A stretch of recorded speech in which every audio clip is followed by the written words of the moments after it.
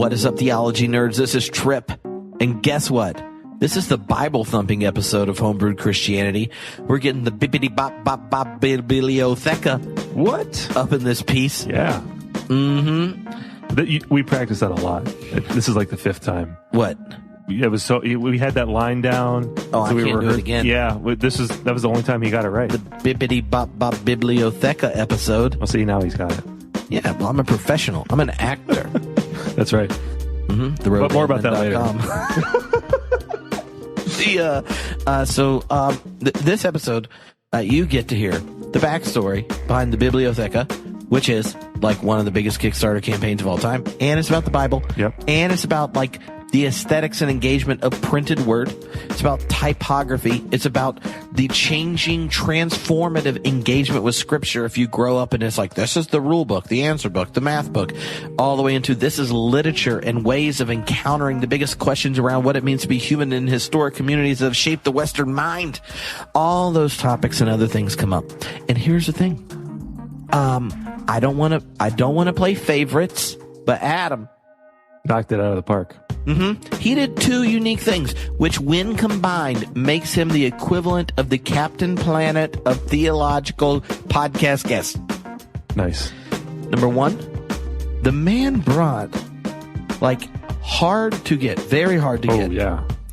Barrel-aged sour beers to my office to record a podcast. After said podcast, he wanted to go to a brewery tasting room where he proceeds to share the wisdom of someone who has started businesses and launched things on the internet and created this beautiful grassroots publication of Scripture. He gives us like all sorts of wisdom and junk. That's just one side. Yeah. Second, homeboy is like, you want to do a giveaway? Let's do it. I'll give away sets with an S. Multiple. Yeah, of a $300 beautiful, awesome version of Scripture. So we did a Bibliotheca giveaway. So, you know what I mean? Like, when it comes to homebrewed guests, I have a new assessment. If your initials, if you're not a JC and you want to be like up there, you should be come, like AG, Adam Green. Yeah, you should. If you're not JC, you should be AG after Green. You have to bring hard to find sour beverages because sour barrel-aged beers is the only beer Nathan likes. Yes. And I enjoy them. They're so good. So it's for both of us. It's a community engagement.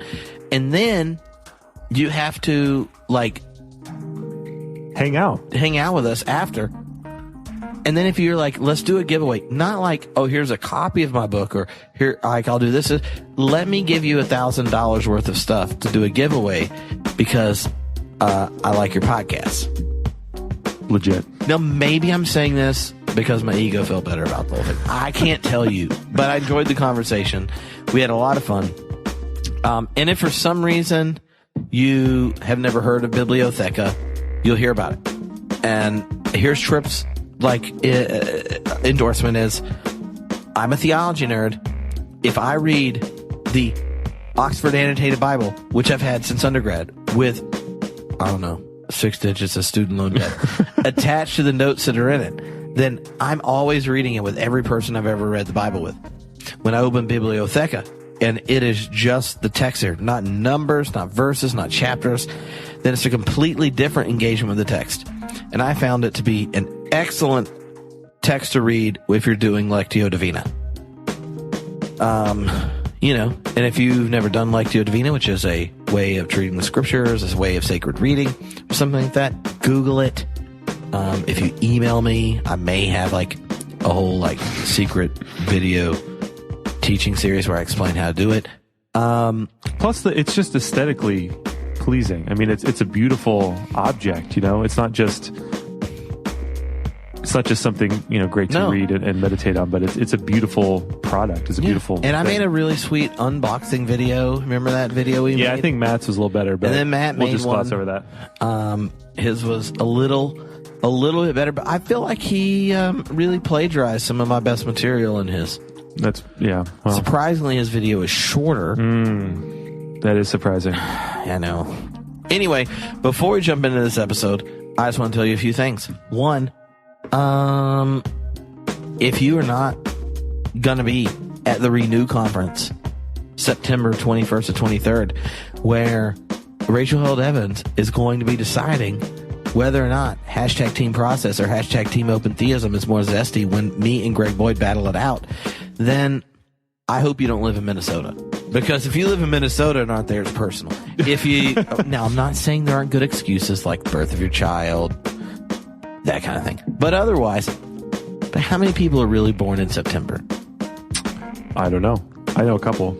I know, but if you think of like most I've been a youth minister a long time. When you're dividing people up by birth dates, September is a very small percentage. See, what's 9 months before January, I guess? And you know what you're doing in January? Recovering from the holidays. Yeah. You hate yourself because you gained weight because you had Thanksgiving and Christmas, and you're not wanting to like, procure an offspring. I was trying to edit myself. Yeah. I'm not sure it was helpful. I hope you. But the moral of the story is you should come to the Renew Conference. The moral of this story. It's going to be good.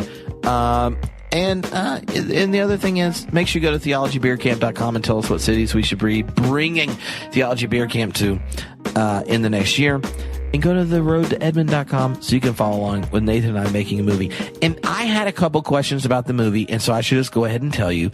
People are like, is this some stupid religious movie? It's not.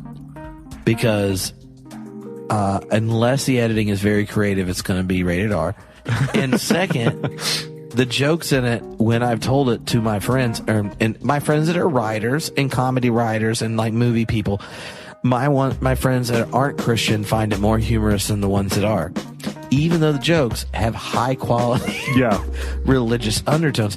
And third, there's a character in the movie who is overcoming the baggage of conservative religion. Oh, I thought you were going to talk about the technician. Never mind. Go ahead. And he crosses a series of taboos in a scene that all of my conservative evangelical family members will feel awkward. That's an understatement. Yeah. And yet, at the end of the movie, when there are breakthroughs towards healing and growth, you hear that sincerity? He's practicing for his role. I know. They'll say to themselves, truly the Lord was in this place. Just like Jacob's ladder. And at the Mount of Bethel. I was trying to throw in some Bible references. There you go. No one thought I was mocking. We didn't lose anyone. I know. We kept them all. That was extra Bible references right there. So if you want to see like behind the scenes videos of the making of the movie and then Tripp riding a horse, you should go to theroadtoedmond.com. Or, which I did not believe this was really going to happen, a stinking bird's going to land on my head. Yeah, we got this lady who works with trained doves and pigeons and stuff, and she's going to be. But when I was reading through the script, I'm supposed to like try to whack it off my head.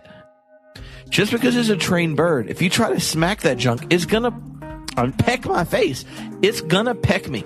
I'm going to have I don't understand. I don't think swatting it's necessary.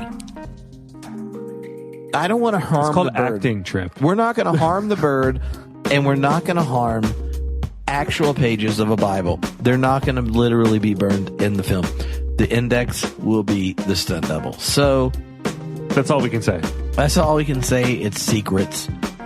So just follow along. Subscribe to the YouTube channel. The Road to It'll be hilarious.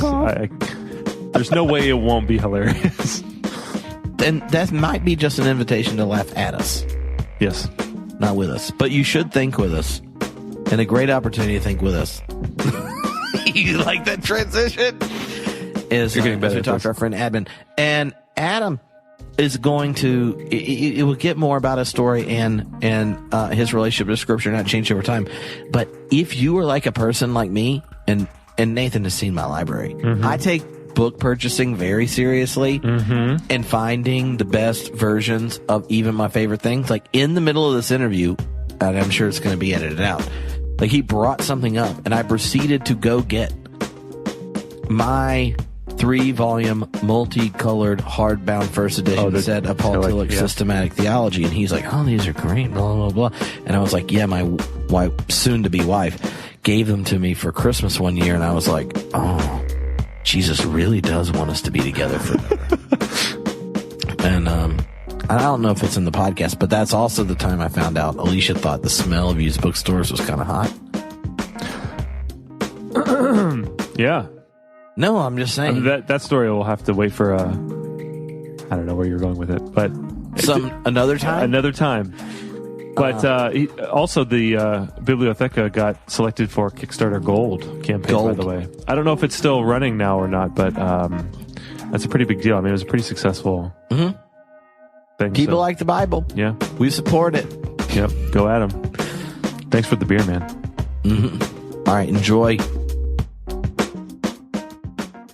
Ladies and gentlemen, this audio right now that we're recording, that you're listening to later, and you might listen to it a second time, because right here between Nathan and I, in my office, the sandwich. Yeah.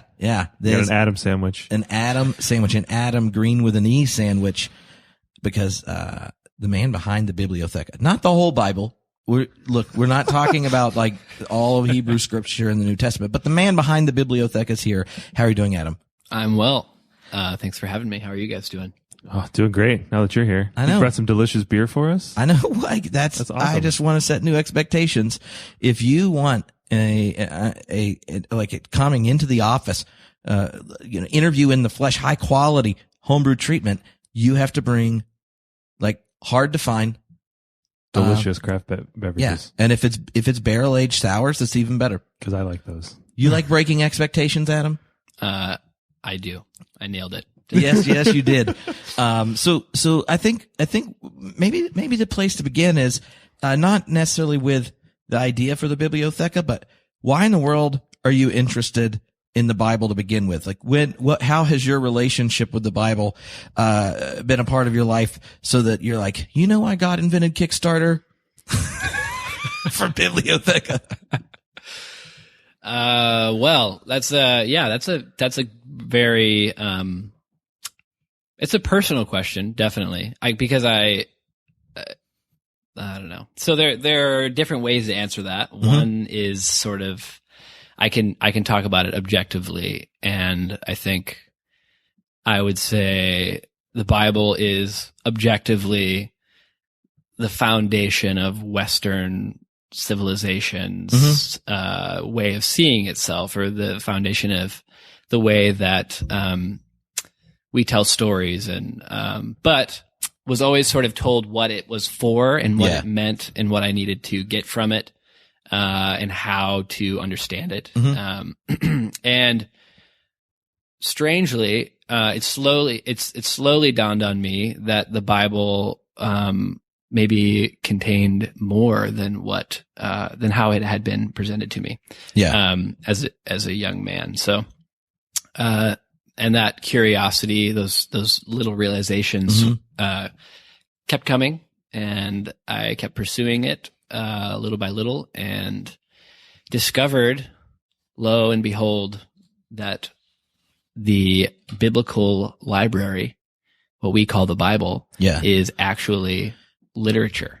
No way. Yeah. That's amazing. And you can read it like literature. And do you like literature? I do. I like literature. I didn't. So if you for some reason put down the holy book, I'm sure it's happened once or twice, and you were going to read literature, like, do you go British lit? Do you go like world lit? You want those like 18th century American literature? Well, yeah. I think I throw my net pretty broadly. I like I like the classics. Mm-hmm. I like my Beowulf and my Epic of Gilgamesh, and those types of. What I'm talking about. Not surprised. Things. And obviously, Homer is great. Because isn't he like the second best-selling author after the Bible? Actually, I don't know. I think that's Tolkien. But by the way, I just got the new book that was published. Yeah, the story of Beren and Luthien. Oh yes, yeah. just got delivered. I actually saw that on your Instagram feed. Super excited for that. Yeah, that looks great. I'm really curious about that. Do you know, not to get sidetracked, but how heavily edited was that by Christopher Tolkien? It was edited as much as the last one, like the Children of Hurin. Okay. So he took it out of the Silmarillion and sort of, he tried to do it as best as he could, tell the story as it would have been had it been ever completed as a fully separate. But he's like, it's really hard to take out of context because then you need to explain all these other references and things that were made. So I think from what my understanding of it so far is that he's taken the story, expanded it a little bit, and then thrown in some clarifications at the beginning and at the end to sort of set it up and put it into context. But that's how I think. So for people that are not as obsessed with Tolkien as Nathaniel, the guy that wrote the Hobbit movies, those were originally books, and Peter Jackson? Yeah, Peter Jackson and his grandson. So they edit together a bunch of different stuff, extend pieces and random writings from Tolkien to like, really get some high quality book sales out of that narrative. Yeah. And stuff. But, I just want you to know, Adam, like, it's important not to talk about Tolkien near Nathan. Okay. Because I have very strong feelings. Moving on. He's determined to fit What if it I in. said Game of Thrones is better than Lord of the Rings? Oh, I would that's fight you to the kidding. That's death. ridiculous. I mean, I've been on your side of the fight, Nathan. Okay, good. That's- I had I'm this on your argument with Tripp's brother about Harry Potter. well, Harry Potter's different than I Game know of it's Thrones. different. Harry Potter's better than Game of Thrones. No. Harry Potter and Lord of the Rings, or the Tolkien universe. Yeah. Anyway, we don't need to go there. Well, since we're not visiting Hogwarts, so when you start to your relationship with scripture changes as you realize that it is literature and contains all these different like types of genres and that type of thing. What were the insights or experiences as an individual that sets up the desire to, end up producing something like Bibliotheca? Yeah. I'm not a literature, I didn't study literature in school. I mean, I woke up to literature in my 20s, and that was like a big, awakening because I grew up in a pretty fundamentalist Christian home, very biblicist. And in a lot of those types of environments, what you have is, pretty much read the Bible and things related to the Bible. Right. Like maybe so-and-so's commentary on the Bible. And, there's not a whole lot else that's worth reading that has that type of value. But beyond that, you're not encouraged to read the Bible as literature. You're encouraged to read it as a proof text, sort of like a place to go and find Precise and exact rules. answers. It's like when your Yeah. dishwasher's broken and you need to figure out why is it doing this. Well, you just flip open Yes, to. it's not it's like an instruction. It was treated like an instruction booklet, and was that cheesy? When I was a youth, some like youth conference thing, there was a guy that preached and he made up an acronym, I guess, for the Bible. It was like basic instructions before leaving Earth. Yeah, right. And right. And I just remember I was the obnoxious youth that read too many books and asked too many questions. And I said, quite a bit of the Bible is unrelated to instructions. and Yeah. What I would have given for that insight at that age, because that's the way I filtered everything that I read. So even when I'm reading these incredibly rich narratives, I'm thinking, what is the rule I'm supposed to take away from it's like this? an Aesop fable. What's the moral code? Yeah, exactly. Like if you are king and you are on your roof and you do see a hot chick, bang her, kill her husband, and then you feel guilty and make that son there. Right. And then you'll be a man after God's own heart. Yeah. There it is. Yeah. We've solved it. We've just cracked that one. Think of all the stories if you were like, and this is the right thing to do. We should do that. We should make lessons of the Bible book, but just be very You take it real straightforward. very straightforward. When you go into a foreign area and you think that you might get pillaged and destroyed, pretend your really hot wife is your sister and marry her off to the king. It's a high quality decision. It's called the patriarch of our faith, Abe. You could say he was pimping his wife, but don't worry. It's in the Bible, so it's clearly moral. Right. It's and those were the tough questions that I had to wrestle with as a young person, I think. And then when I discovered this broader world of knowledge beyond the biblicist worldview, I was overwhelmed by it. First of all, because I felt really far behind. I felt like I hadn't read,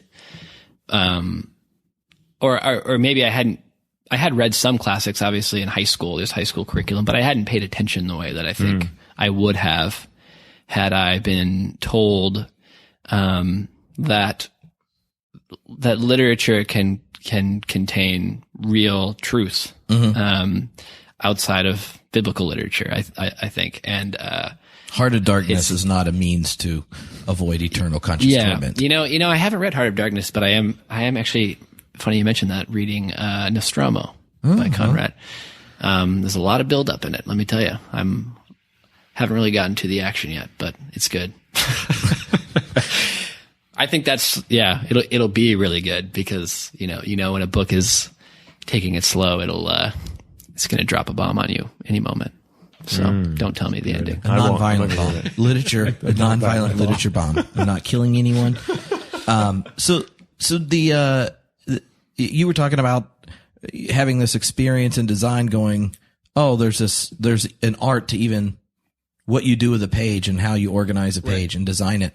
And when you said that your early relationship to the Bible was a proof texting one, all of a sudden I'm like, well, I guess that's why you took all the numbers out, right? Because the Bible, if you are in a context of proof texting where they're like, hey, how do you feel about gay people? And you're like, well, I have 3 letters that are shorthand for a book in this thing, followed by a chapter and a couple verses. So you should probably stay a homophobe. Right. Like the moment you take the numbers out, you don't have the ability to ignore, right, the genre of the literature, the text, its context, and all that kind of stuff.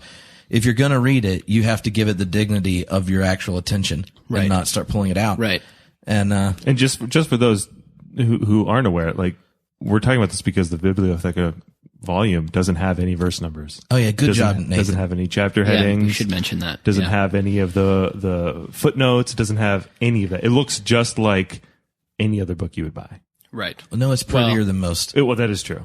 Yeah, I like to think. It reads like, so last night, Tripp and I were at this Bible study type thing, and he's like, all right, we're going to read Genesis 18. And I'm like, well, I actually have my Bibliotheca volume here. Like, let me pull it out. And I'm like, I can't find this. I don't know where it is.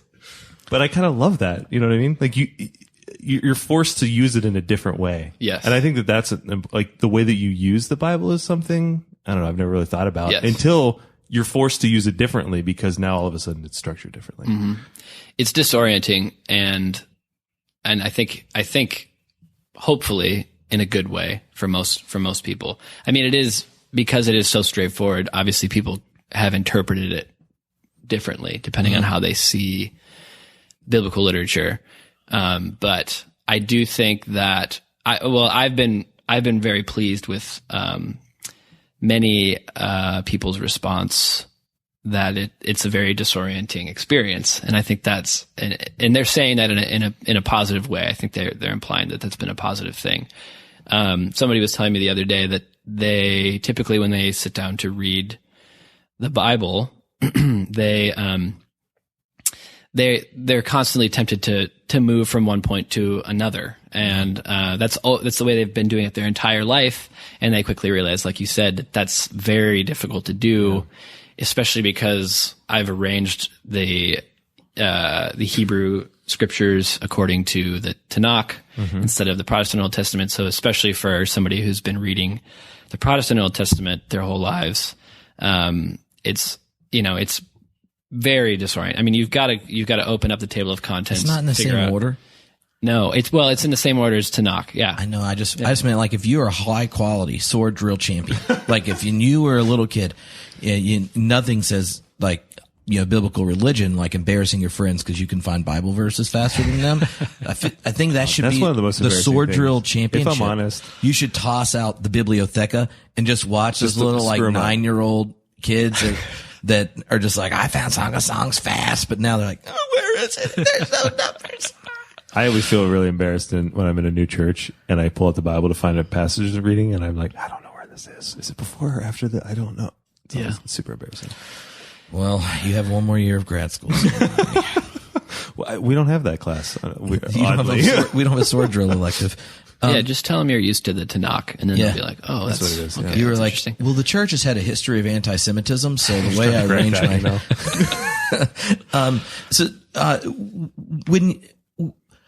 what was the day you decided? I think I'm going to do this, because I bet people listening have a lot of things they have passions for that they've cultivated. And I'd imagine in your 20s, early 30s is peak time for someone to have passions, ideas pick up, and then go, I think I'm going to try something on Kickstarter or something like that. When did your design love, the literature interest, and entrepreneurship hit a crossroads? I think the desire to do something like Bibliotheca came very quickly, almost immediately when I entered the field after I graduated from school. And that's because when I started doing book projects, I am obsessive compulsive. I need to have my ducks in a row. I need to know what I'm doing. And I feel like when I want to do something, I want to do it perfectly. I want to read all the masters. And so I became obsessed with book design when I got out of college. And so I was reading, typographers and book designers, and printers, guys like Eric Gill, and looking at the work of Eric Gill was Roman Catholic, by the way. And he kind of has a really interesting,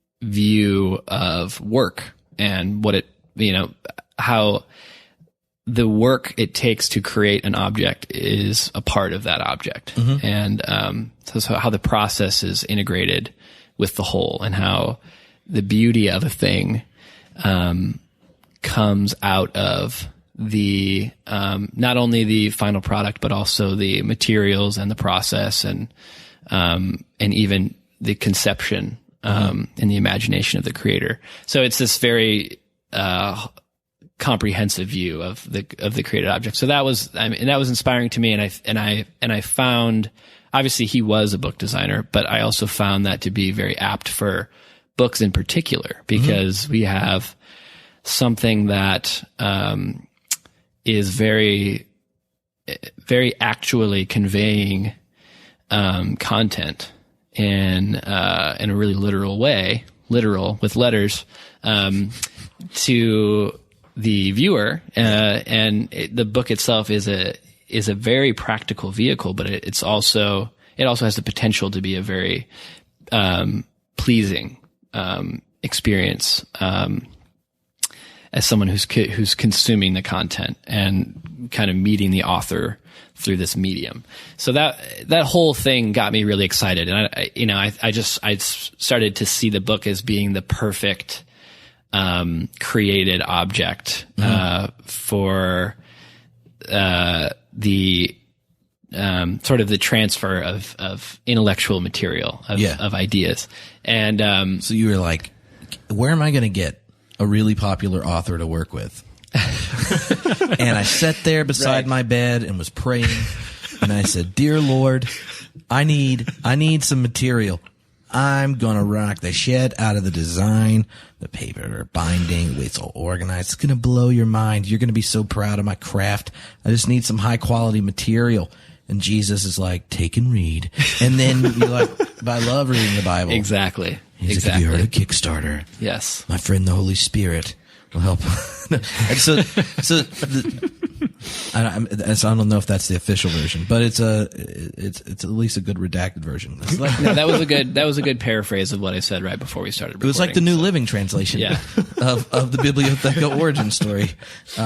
So maybe say, before kind of talking about how you came to the actual text itself that you put in Bibliotheca, describe the process behind, the actual book itself. Like it's a pretty book. It's aesthetically pleasing. Yeah. It's a nice thing. It's an object to behold. An object to behold. Mm-hmm. Yeah. Thank you. And you don't even have a Kindle that's a version. Nice description. Yeah, there's no Kindle version, no digital version available.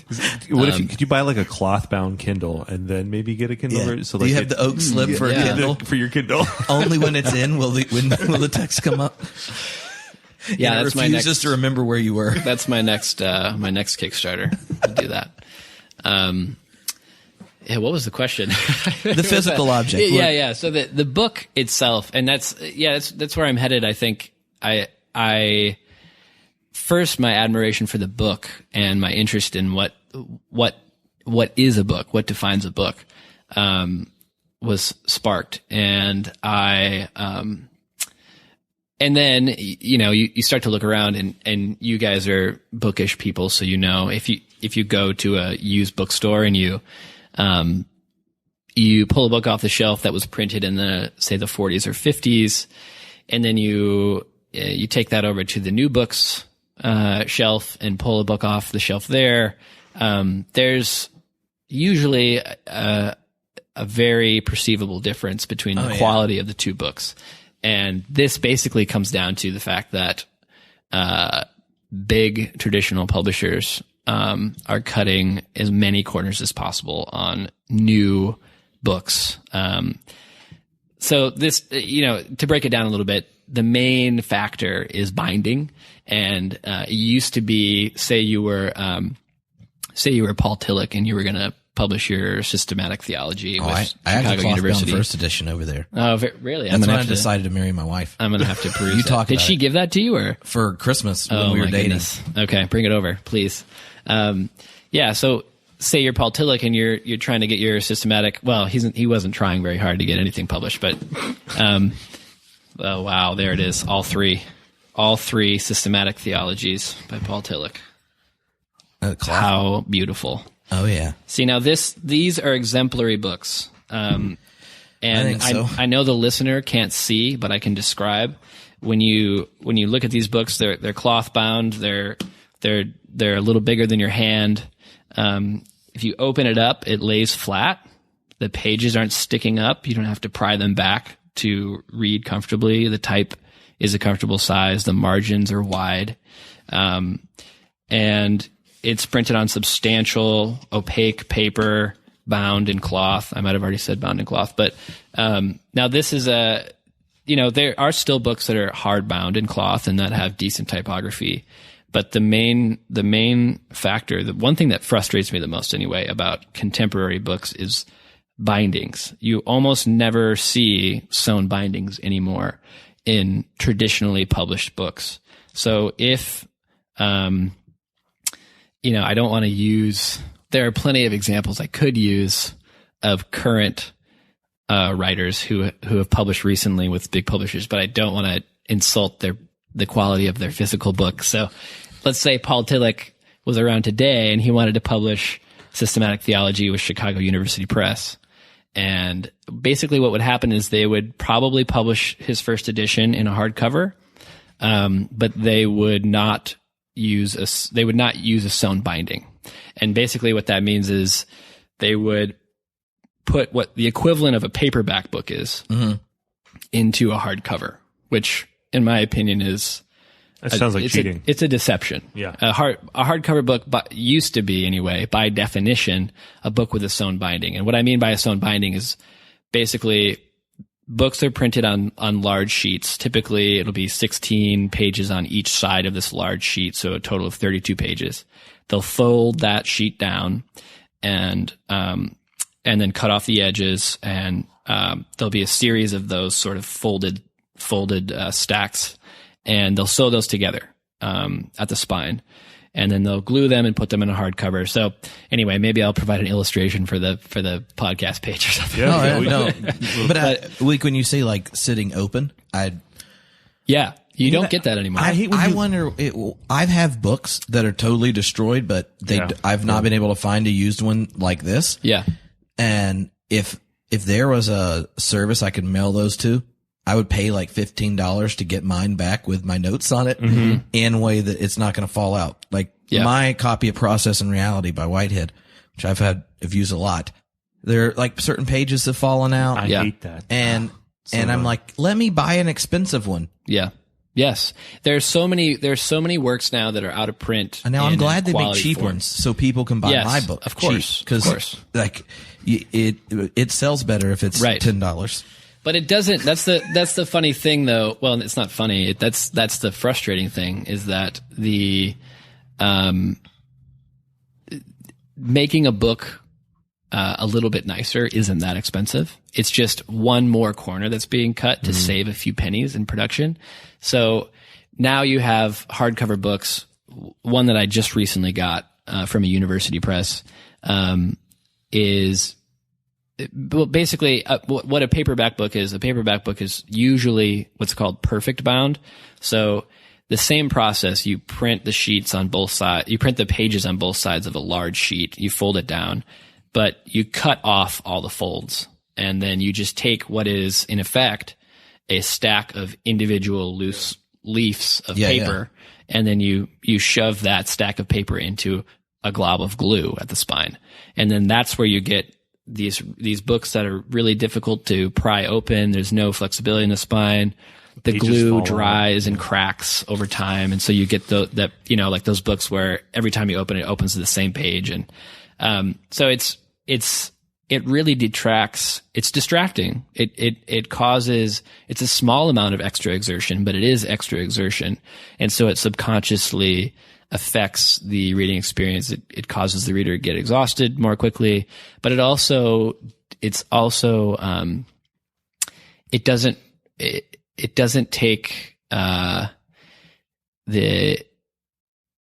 the longevity of the book into consideration either. It's just sort of a throwaway item where it's like, well, the reader will get one or two good reads out of this, and then this will be a thrift store book that some poor soul will stumble upon. But like you said, it's good to have cheap books. Penguin was a great pioneer in books. They were kind of the innovator of the paperback, but when they started, they were still doing sewn bindings. And so these books, if you find them today, and sometimes you still can, these books that were printed back in the 1920s and 30s are still holding up really nicely. The paper that they used, is yellowed and has some acid context, so the paper's a little brittle, but they're still nice books, and the typography is really nice, and they're just well-made books, but they're made inexpensively, and I think that can still be done. But anyway, Bibliotheca, I was determined to create a book like they used to. I wanted to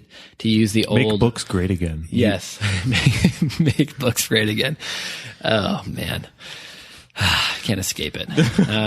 But yeah, we did a lot. We did a lot to, we pushed a lot. We pushed our manufacturer a lot to achieve that. We used a lot of older materials. Well, we used actual cotton, for example, for the book cloth and for the ribbon, for the head and tail bands, which is that little strip of cloth at the top and the tail of your spine. And cotton, it used to be kind of just the gold standard book material, besides paper, obviously. And now those things are always made out of polyester or rayon. And those are small details, but they lend themselves, the materials, and this kind of goes back to what I was saying about Eric Gill, the purity of the materials or the quality of the materials.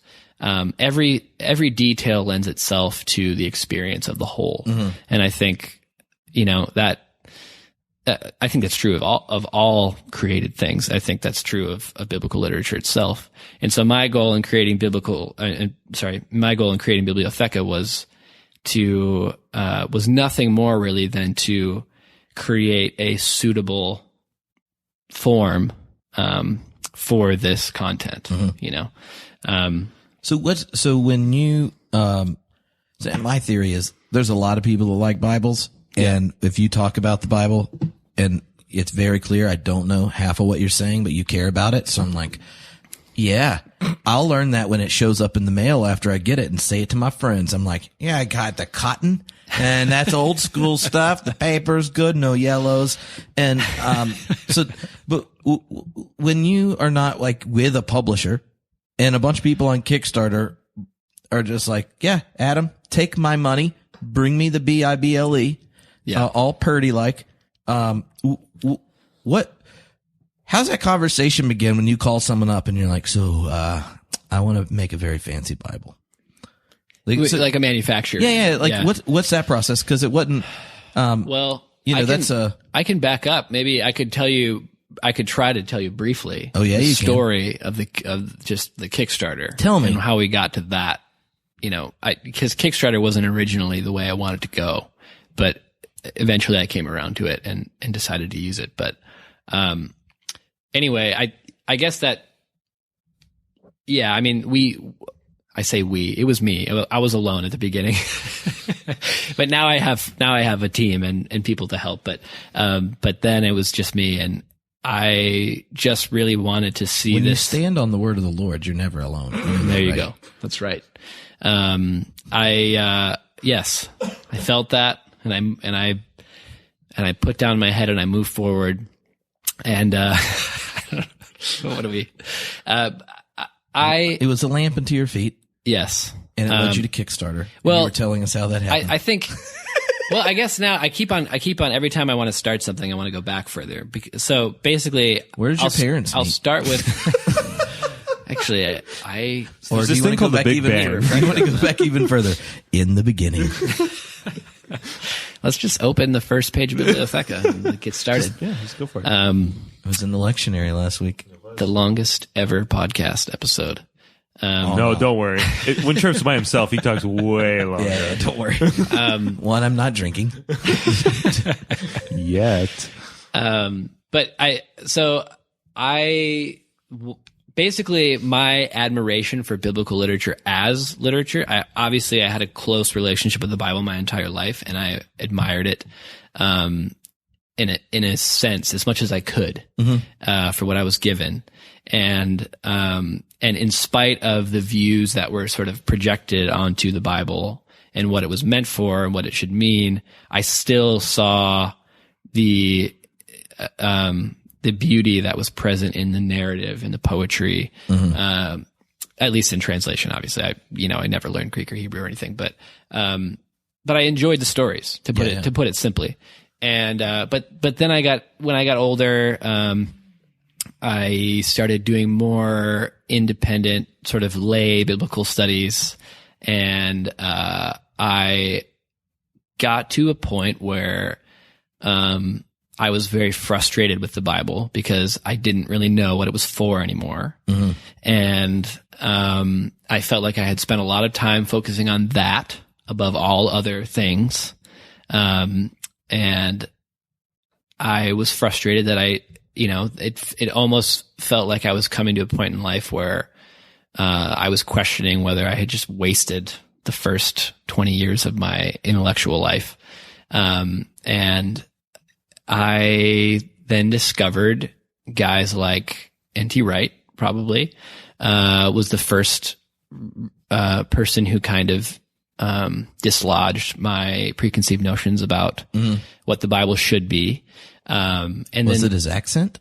Yeah, it was that got me listening. Yeah, most definitely. Absolutely. Have you thought about getting him to do the audio version? I would love to. If you could put me in touch with him, that'd be great. I would. Can you get a cloth-bound audiobook? I don't know how that works. Sorry, go ahead. Yeah, but N.T. Wright, I read a book by him that was titled at the time "The Last Word," which is now out, I think, from Harper One, called "Scripture and the Authority of God." And yeah, it was just it was a really quick read. It's one of his popular works, so it was easy to get through. And it drew me in to biblical literature and got me more curious. It got me digging deeper until eventually I stumbled upon Robert Alter. I don't know if you have read any Robert Alter, but his work, The Art of Biblical Narrative, which was published in the 80s, changed it blew my mind. I mean, absolutely blew my mind. Even though, somebody who basically, I don't know how mind-blowing the book is in and of itself, but for a biblicist who's willing to learn something new about the Bible, it was huge for me. It basically saved my interest in the Bible, and it basically revalidated it revalidated the significance and the importance of biblical literature for me. And sorry, I cut you off. No, I was just saying he was part of the whole canonical exegesis movement, wasn't he? Where you read the scripture as canon, that the text are these texts meant to be read like through and with and alongside each other, and that they make up a larger narrative, and the texts take different genres and avenues at getting at what's going on in this whole collection. Yes, and I don't know, I mean, he's exclusively focused on the Hebrew Bible in terms of biblical literature. So I think his emphasis is, yes, these texts are more interconnected than maybe these more progressive scholars give it credit for. But they're also more artistic than these conservative scholars give it credit for. Yeah. So, and that was really eye-opening to me. And basically he opens up the mechanics of biblical narrative and biblical poetry in a way that, I think the reason it was so surprising is because I'd been reading it my entire life, and some of the formulas that are employed by the biblical writers are so simple. But if you're not looking for them, you miss them. So when he basically gave me a lens through which to see what was going on, and part of that is actually, translation. It depends on if the translator doesn't know what's going on in the Hebrew, then they're not going to convey that in English. So, right. So he also went on to do translations with commentary. Anyway, I've gone off on a rabbit trail about, how I got inspired to do Bibliotheca, but that was a key component. I knew there was this really sweet quote, and I didn't remember it at all, but I knew I'd seen it. Here it is. And he said that the Bible in its final form constitutes an artistic document with a full texture of interconnected unity, and to attend it as a sacred text, you must attend it in that way. Yes. I feel like we did a pretty good paraphrase of that before. We backed right into that. And Brueggemann, who was just on a couple weeks ago or last week, said something very similar, that when we treat it historically, we miss the artistic dimension of the biblical literature. Well, and I think part of that is that, when you take these texts and then you put it in a confessional community that turns to it for truth, and that community doesn't notice that it secretly has redefined truth to what Descartes and the Enlightenment said, then you think you're defending the Bible by going, no, the world was made in 6 24-hour days, or obviously David killed Goliath, except for when it says he didn't. And or and you're trying to figure out how to fix these things, because truth equals this literally happened, or this way.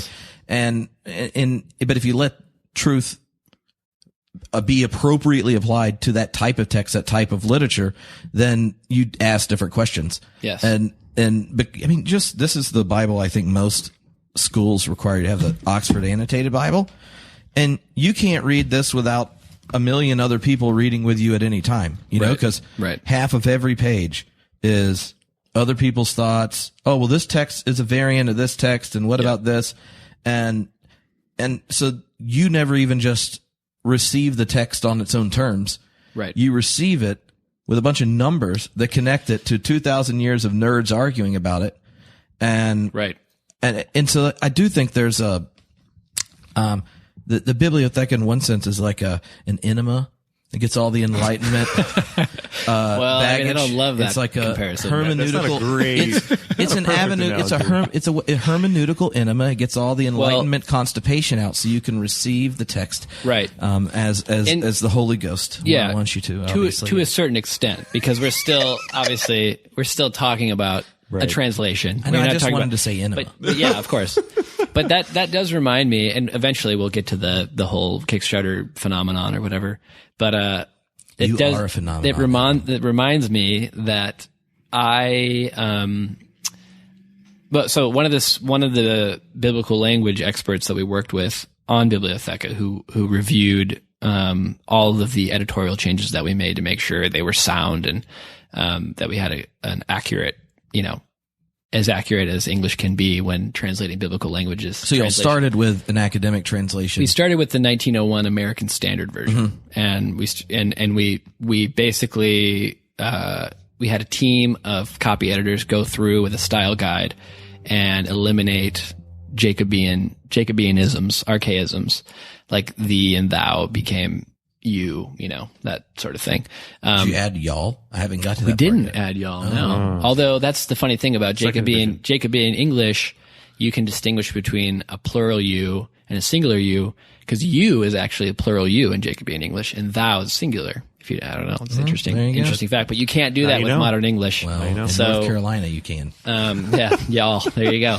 That's where we're headed. So, anyway, I worked with this guy. I work with this really great gentleman, David De Silva, and he's at Ashland Theological Seminary, and he has this spiel about. I'm gonna try to get it right, but if I don't get it right, this is a paraphrase. Establishing distance as a way to intimacy.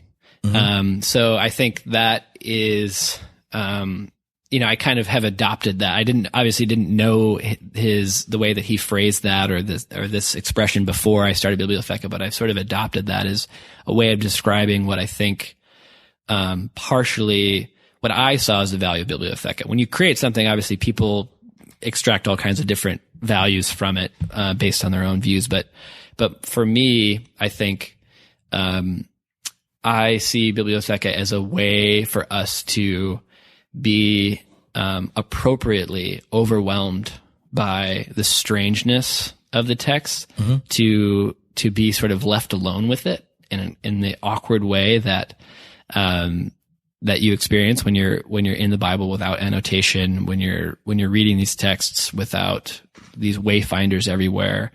Those things, I think you when you read Bibliotheca, when you sit down to read the text without any of those helps, you realize that those things kind of protect us from this the realistic distance that lies between us and the biblical texts, where they were written and what kind of environment they were written and by whom and to whom they were written.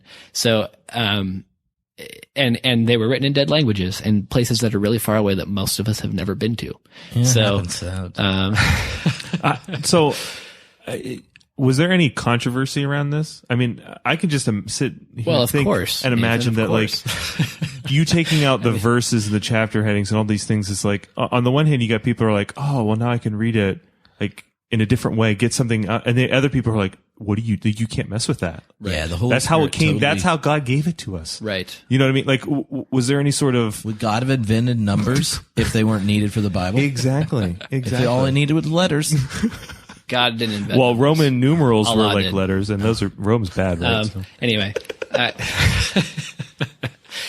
I basically, yes, there of course there's controversy, and because of my background, I expected that. I knew there would be some controversy. Somebody would find something wrong with it, and you start with the fact that it's not the King James version, and then there's those people who will say, "Oh, I know, this is an apostate Bible, like it's not a real Bible."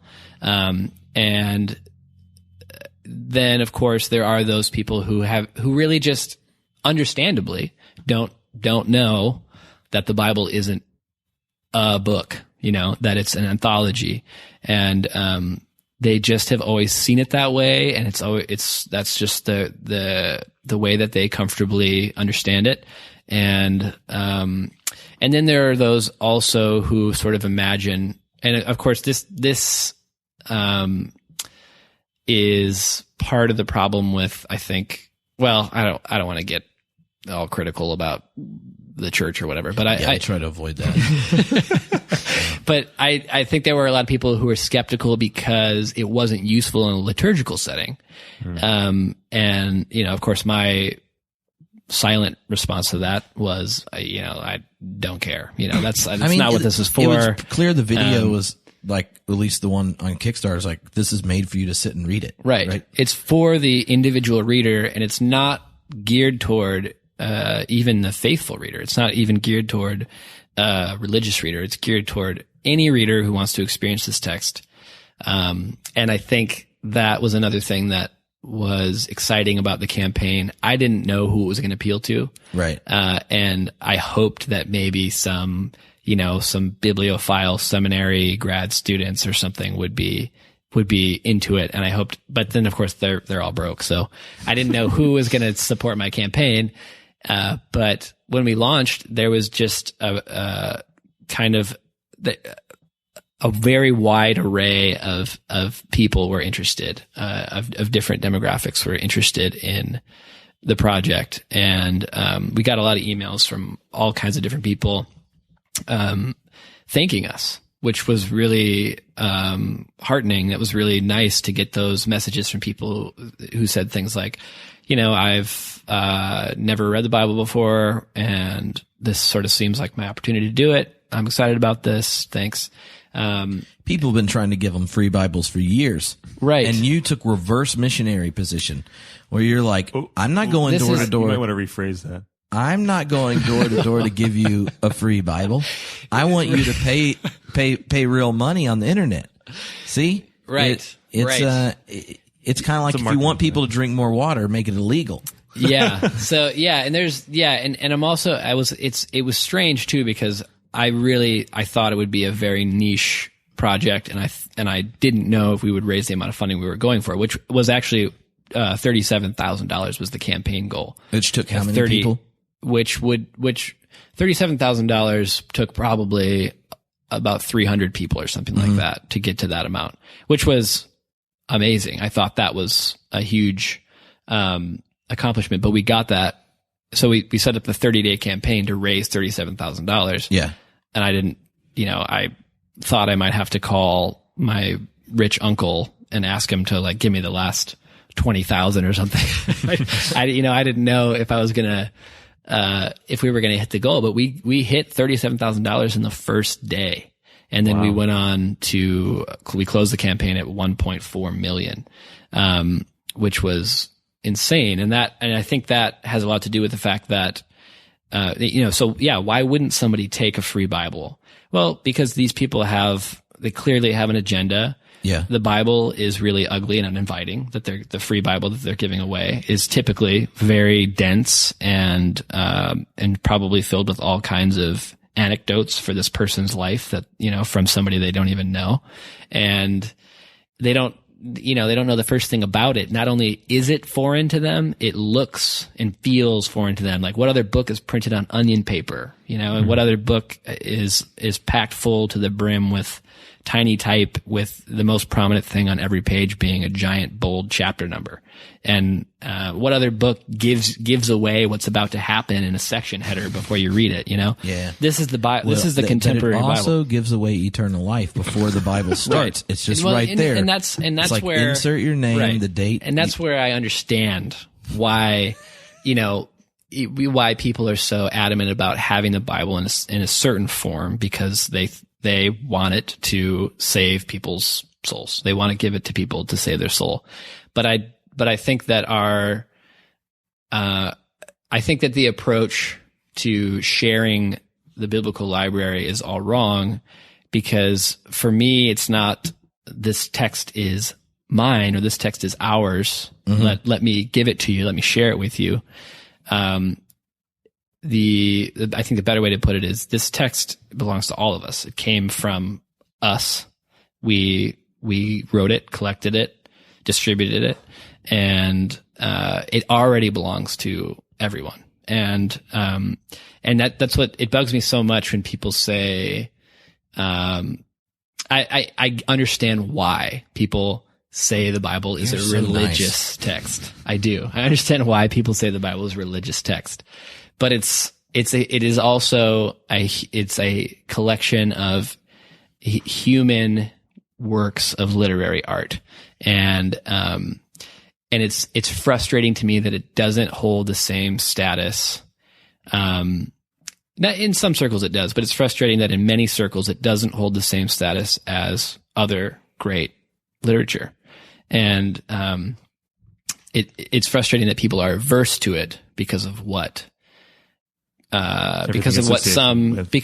some groups do with it, because what some people, how people impose it on other people. And so my goal was to just create something as well as I could to give it a form that's as nice as I could imagine, and present it without any sort of agenda other than to allow the reader to come face to face with the text as closely as somebody who can't read the original languages or who doesn't know the socio-political situation in ancient Israel.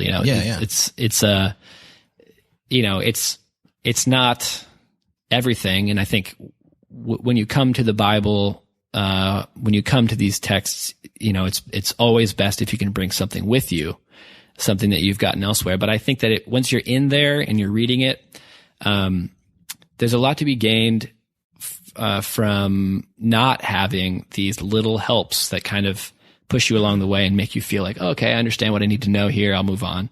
It's helpful to be stuck, to be baffled, to not understand, because then if the answer isn't there for you in the margin, you're forced then to either say, I don't know, moving on, I don't care, or, I'm going to go find out and to do some reading in this direction and, try to figure out. And, that's the phenomenon. That's what happened to me with biblical literature once I stopped paying attention to the marginal material, the annotations.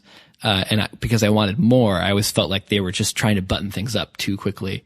And I knew there was more to be had. And that's when I sort of fell in love with Robert Alter. Because he takes you through it slowly and shows you as much as he can of what's going on there. I think that what draws so many people to this is the experience that you described leading up to this, right? Like the Bible was a thing for you and it meant something and it was for something. And then it sort of lost that. And what is it for? I don't even know anymore. Right. And then you came across these books and authors and scholars and stuff, and all of a sudden something clicked, and now you looked at it differently. Yes. And I think that's what people are going to get out of this volume here, and that's what I was hoping for with it. Is like, I'm at this point now, like, wow, I can read the Bible, I guess, because I got to write a paper on it or something, like that's what it's just like this thing it's another textbook or something. But now to have this volume as it is, it offers me like the hope of being able to experience it in a way that if I have experienced it, it's been a long time since, you know what I mean? Have you ever been in a sensory deprivation tank? I have not.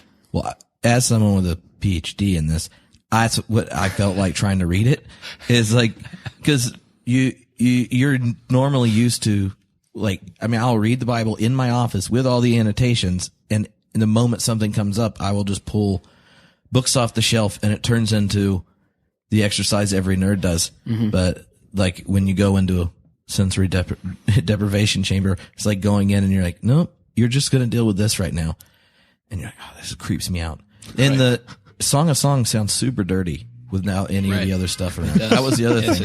Like if you're saying to yourself, what are some of the big differences? Like the poetry, you're like, oh, this is awesome. The poetry. Psalms, totally different. Yeah. A lot of the wisdom literature is great, and like stories like Jonah, where, most biblical scholars are like, yeah, this was a short story and it accomplished this for the Hebrew people and things. And you're like, I don't know. But then when it doesn't take many pages because there's not a lot of other stuff around and you just read it and you're like, that is the most successful punk of a prophet. Like, and it's there. And anyway, so I think it's a wonderful resource. And yeah, you do kind of bring everything you have with you, but,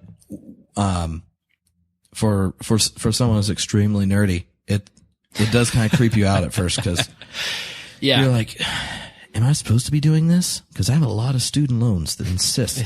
There's something else under here. There's got to be something else. Yeah. So real quick,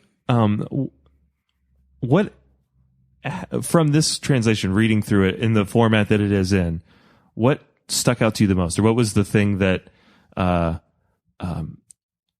you noticed that you never noticed before, or maybe there are many of those things, but pick your favorite one or something. Because I imagine even though you're doing this project, you're sort of leading it. That even when you go back you get and the first one in your whole and you read through it and you're like, oh, I never noticed that before.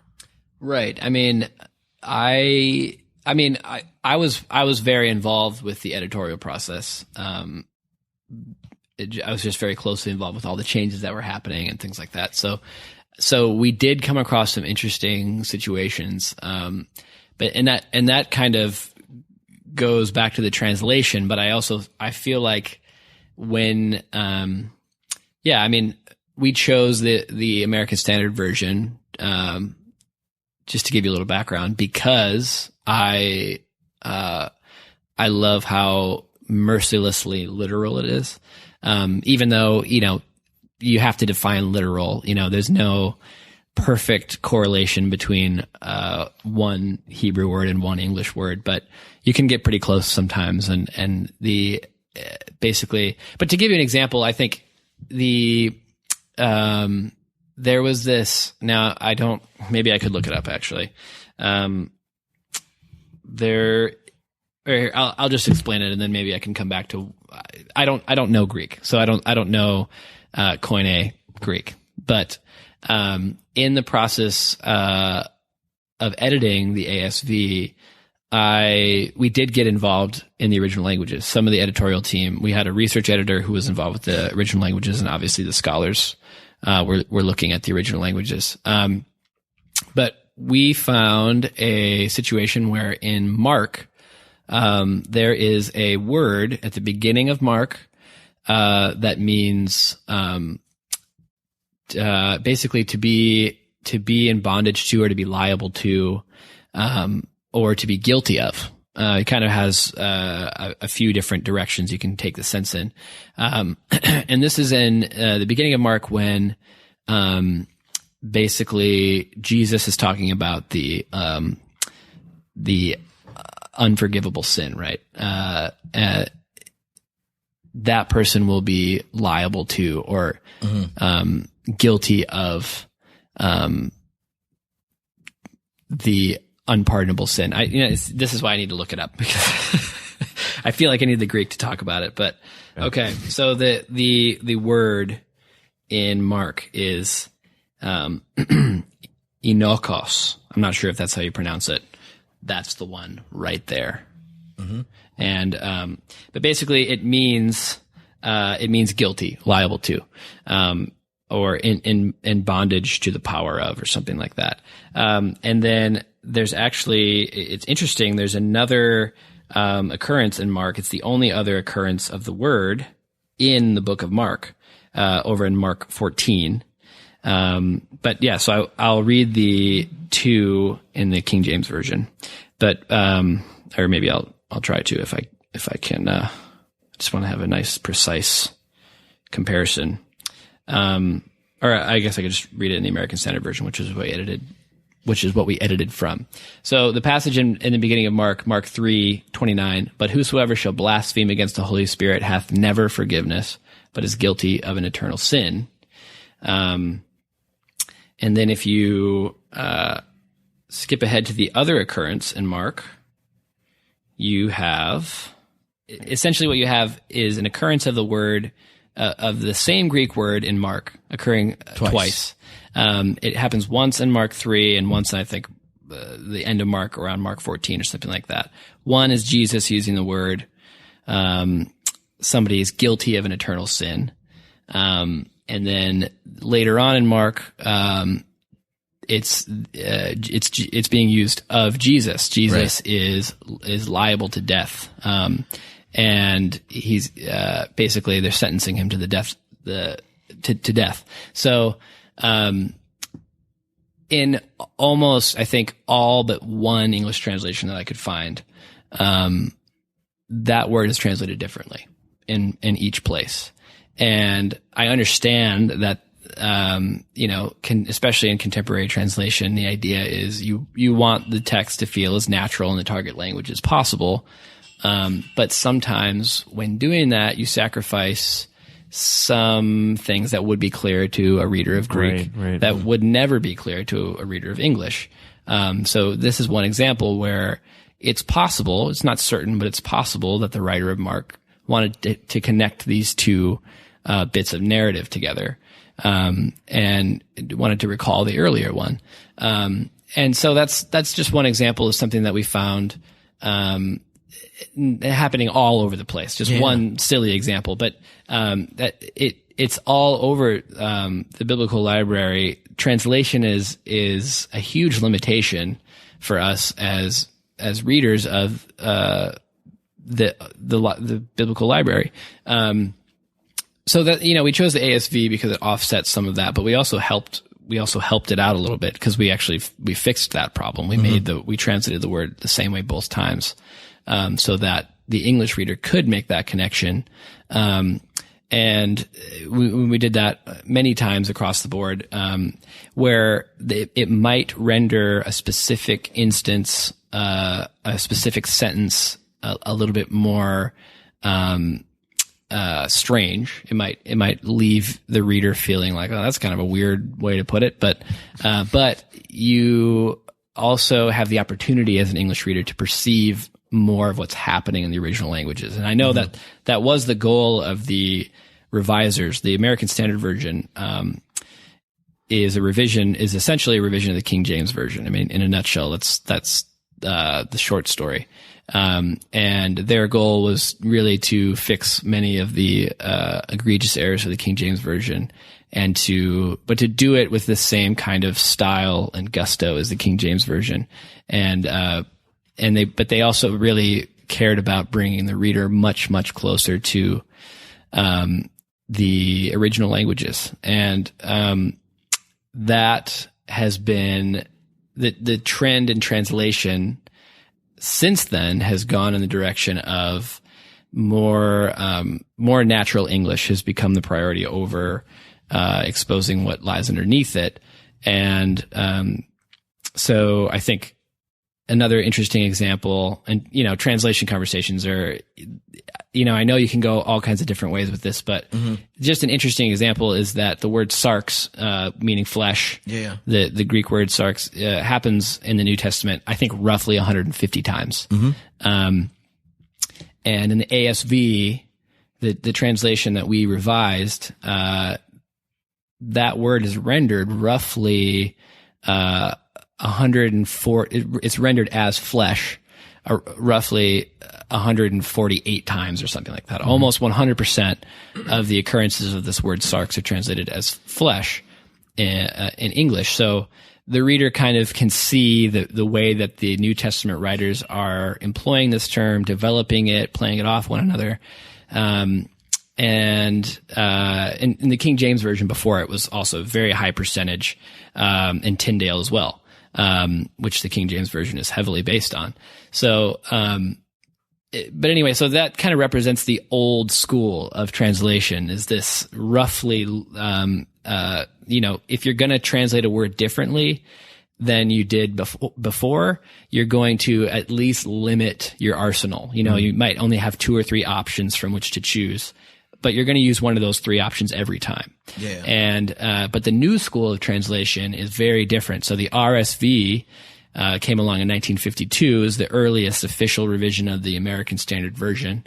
I believe that they translate the word sarx, I think roughly, I think it's like 40 different ways across the New Testament.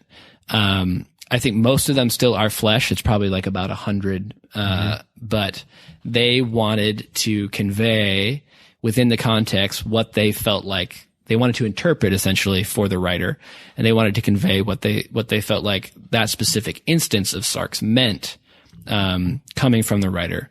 And, you know, like for John in all the Johannine texts, sarx is used differently than Paul uses it, like theologically. Right. And so sometimes you're saying like some translators then want to use different words to signal the idea is different, and others want to keep it the same because it's literally the same word. Now pay attention to the actual text you're reading to see what it means. Exactly. Pay attention to what's happening, how the author is using it, and potentially using it with or against another writer. Yeah.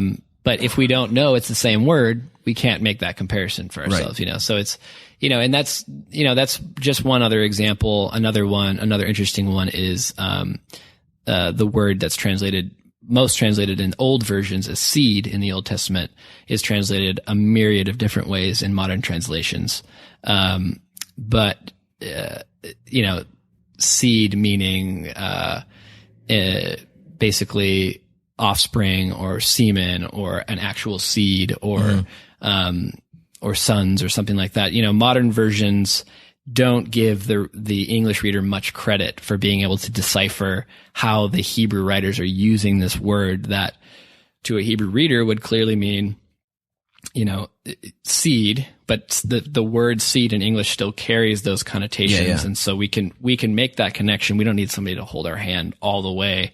And so I think, you know, that's sort of, that's definitely a lesser known, part of Bibliotheca, where I feel like part of the literary experience, part of the, experience of reading biblical literature in English in a stripped down environment isn't just aesthetic. It's not just visual. It also has to do with how the translation is executed. I think the ASV I regard to be a very stripped down, translation. So it just allows the reader more access to some of the ambiguities that exist in the text, some of the, kind of baffling moments. Some of it's baffling because, you know, we still have a lot of Hebrew to unlock, but some of it's baffling because, because the writer intended it to be. Yeah. And, you know, English translators of the last,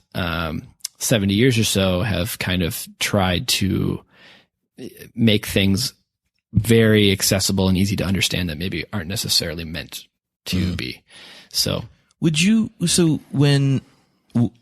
you said that you were kind of like blown away by the initial response, right? And then when you have like $1 million versus 37,000, and you're sensitive to the design and how the translation, all that kind of stuff. So then your bank account's like, yeah, you don't get any excuses. Now you have to take your kind of OCD self to this, and you literally have the money to do exactly what you want. Right. And then you've continued to get like positive responses. So, you know, unlike some Kickstarters where it's for a purpose, you accomplish it and then you move on. Like, how has your relationship to the project changed as, you know, it went from a Kickstarter that was successful to, you know, an ongoing project? You said you have a team and things like that. Yeah. I'll start by saying, frankly, I am pretty burnt out on the whole thing. It's been a long time coming because we did the campaign in mid 2014, almost exactly 3 years ago, actually. Almost maybe even to the day. I don't know. What's today? The 8th? I think we launched on the 7th of June in 2014. I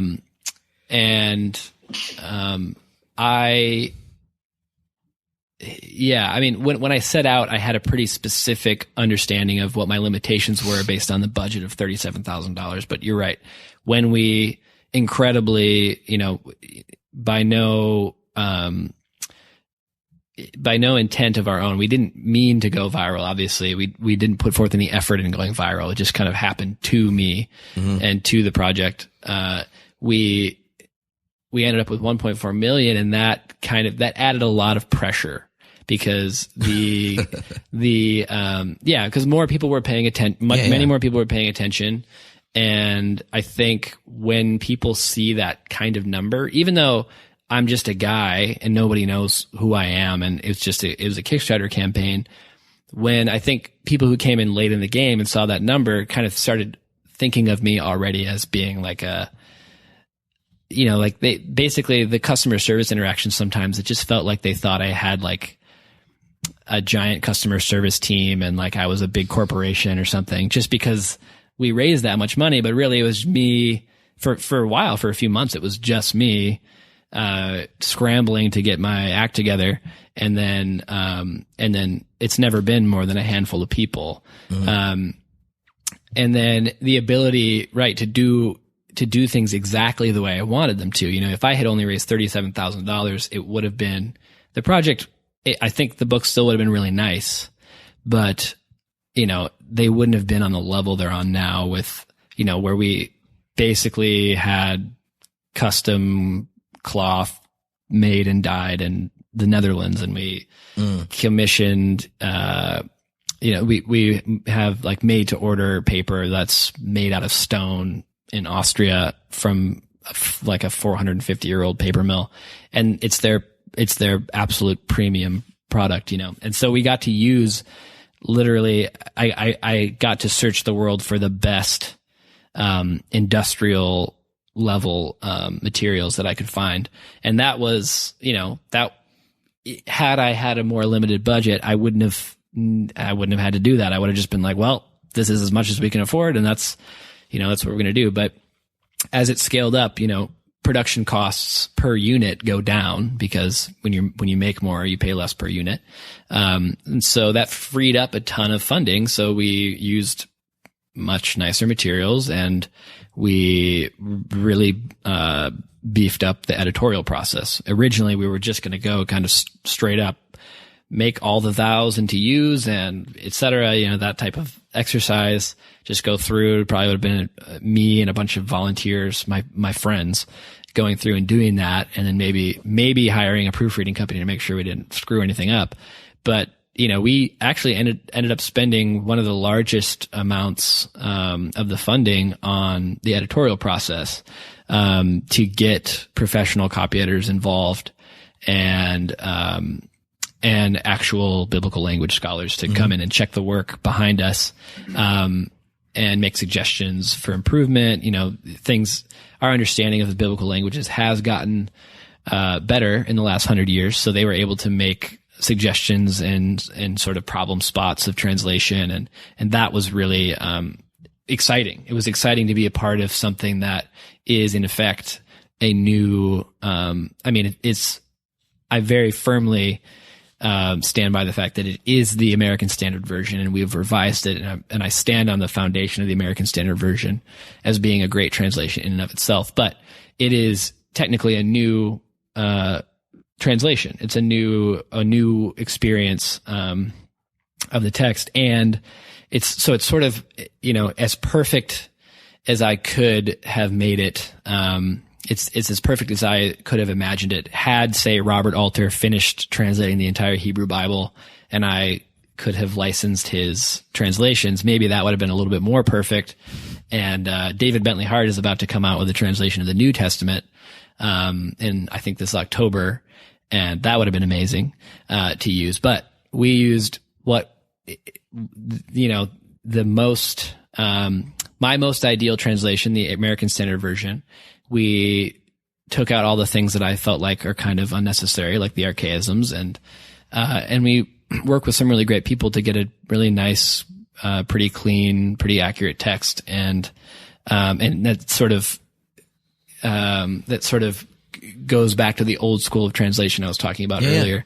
And then, on top of that, I was able to present it exactly the way I wanted to, and I was able to I created my own typeface for this as well. So it's from the ground up. It's sort of it's my dream project. I probably will be bored the rest of my life because what do you want to do next then? I have a lot of I don't know. I have a lot of ideas, and I do have things that I guess you could say I'm actively working on.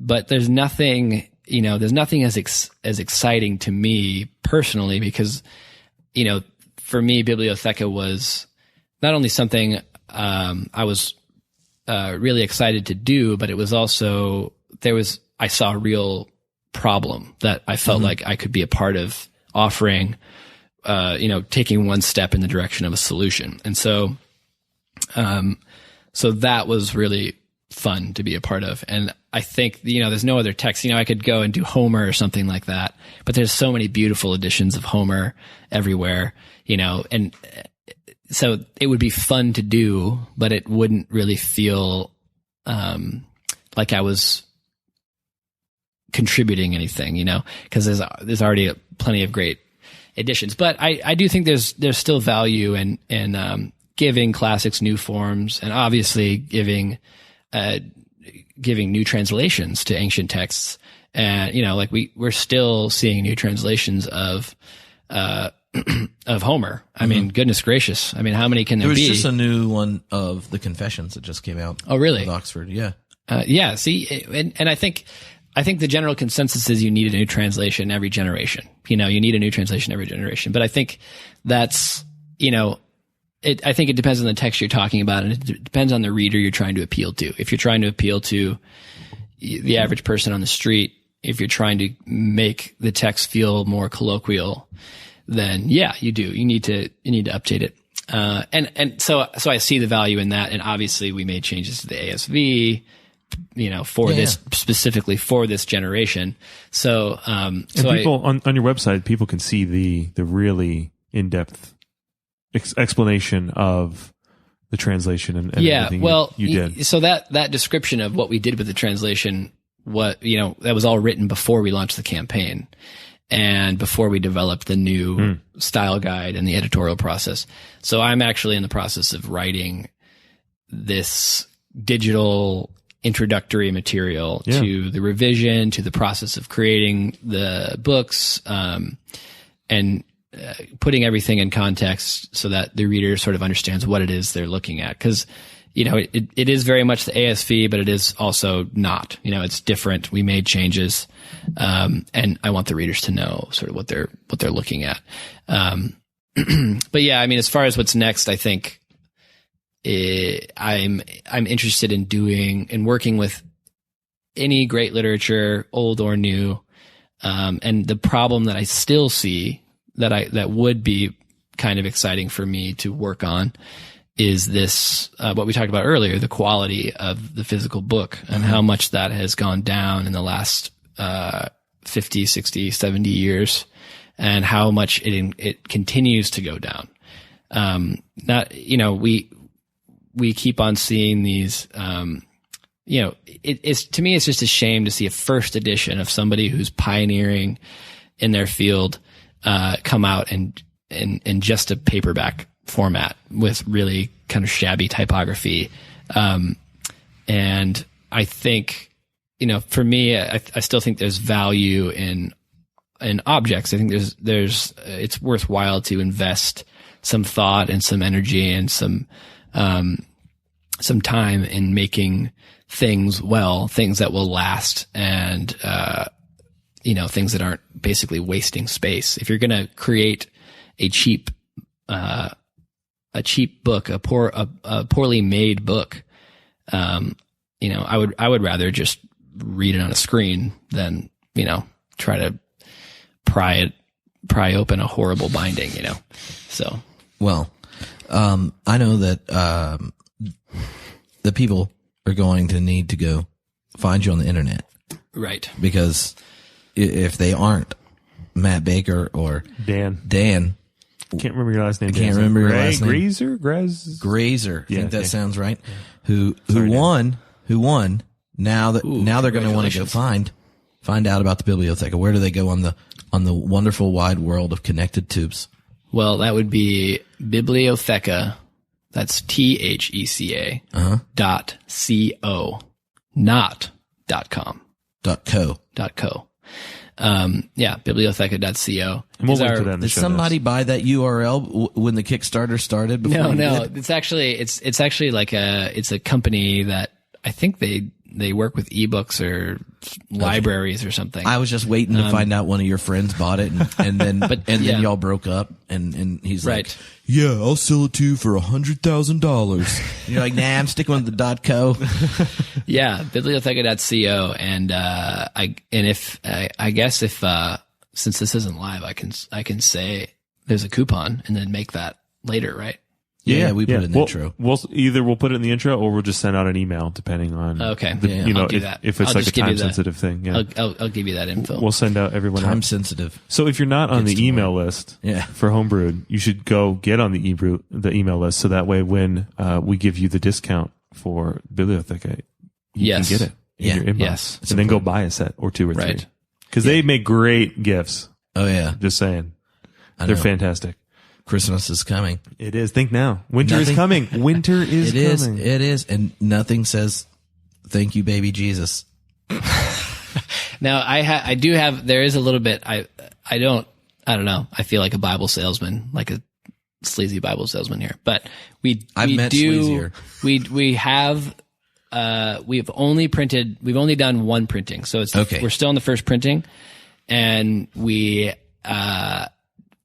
were at a certain point this year where we had to decide whether or not we wanted to do a second printing so that we would have enough inventory for the holidays in 2017, and we decided against it. So we only have what's left of the first printing, which is not that much. So, but there's still, I should say not that much, but plenty if you know. So act fast. That's pretty much what I'm trying to say without actually saying it, because then I would really sound like a Bible salesman. Okay, so, or Act fast. Act now. yeah, what about that? You should get the ShamWow guy maybe to. Yeah. I mean, we will do a second print run, but they're not going to be done. They won't be done in time for Christmas of 2017. Not even close.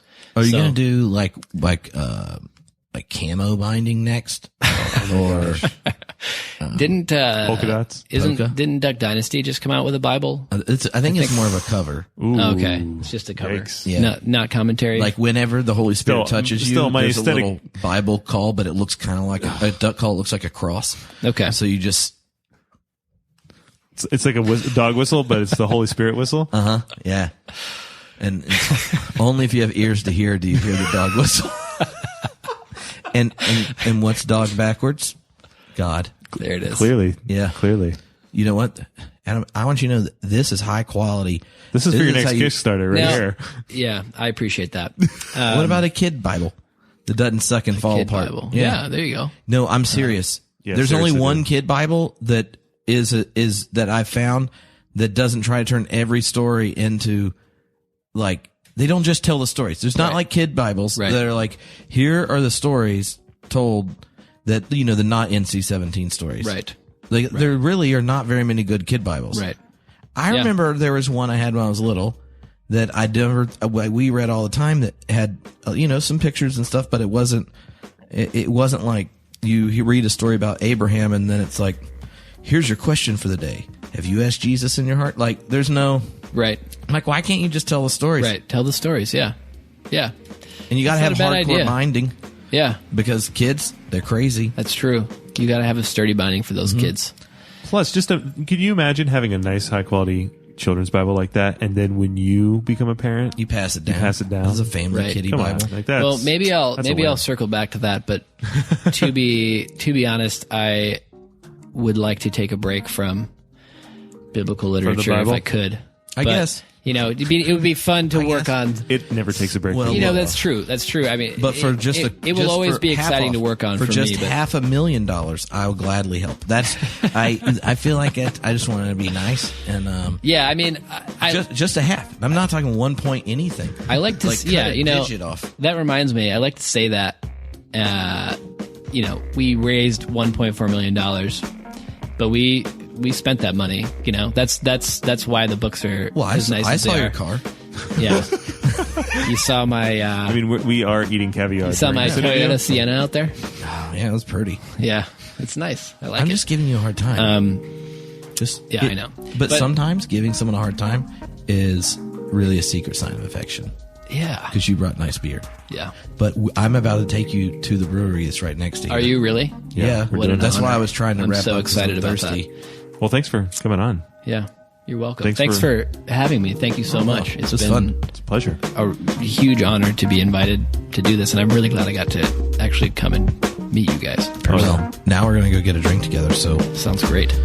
buckle. What do you say now? Smoochy Boochies? Smoochy Boochies.